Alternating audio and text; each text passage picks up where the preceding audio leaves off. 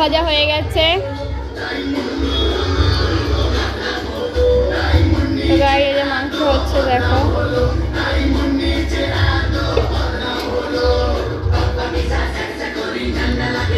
রান্না করে কেমন মজা লাগছে? ভালো। তো গাইস এই যে লুচি এখন ভাজা হবে। চিকেন প্রায় শেষের দিকে। এই যে লুচি ভাজবো, তেল গরম করতে দেওয়া হয়েছে। তো গাইস এই যে লুচি দেখো, এই দেখো কত সুন্দর ফুলছে লুচি।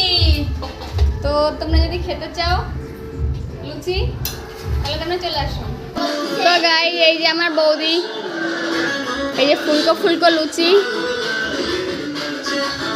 সব ওনার হাতের কাজ।